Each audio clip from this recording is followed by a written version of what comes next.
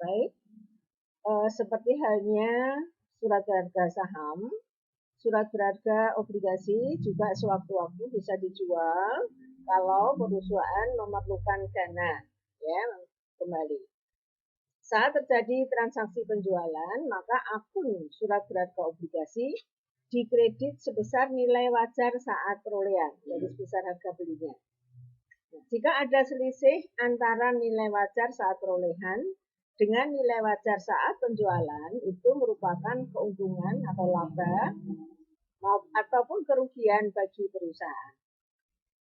Ya, silakan kita pelajari di halaman 18 dari contoh yang sebelumnya, di mana obligasi dibeli dengan harga perolehannya 5.200.000, kemudian pada tanggal 2 Desember, jadi penjualannya bertepatan dengan tanggal bunga, ya, karena pembayaran bunganya kan 1 Desember, jadi tidak ada bunga berjalan, dijual dengan harga 5.700.000 dan perusahaan dikenakan dengan beban transaksi 100. Maka kita hitung apakah laba atau rugi.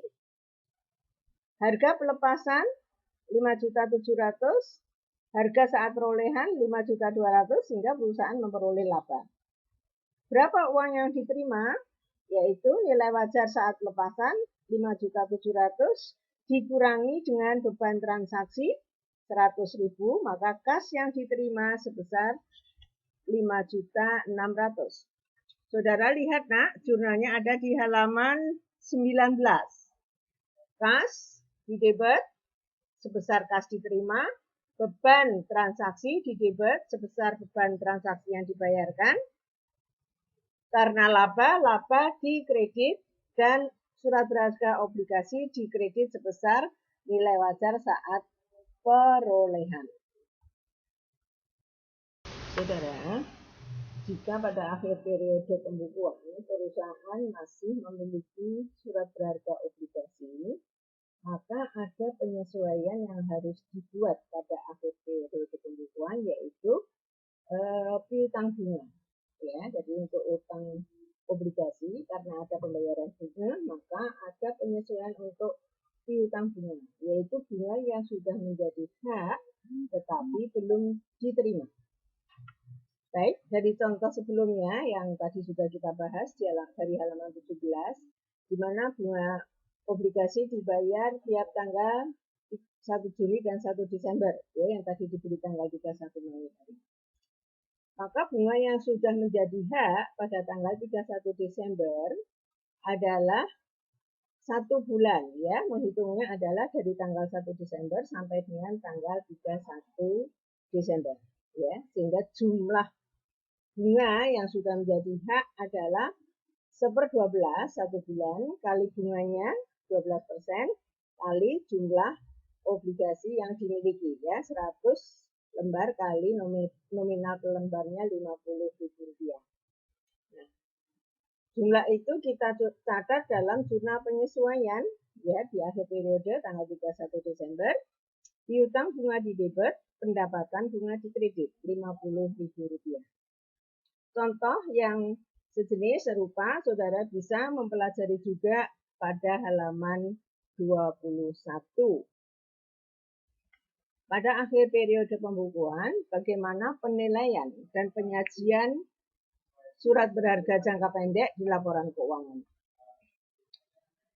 Penilaian surat berharga pada saat pelaporan itu disajikan sebesar nilai wajar saat pelaporan.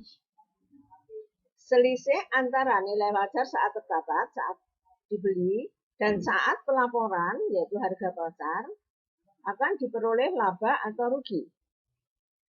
Ya.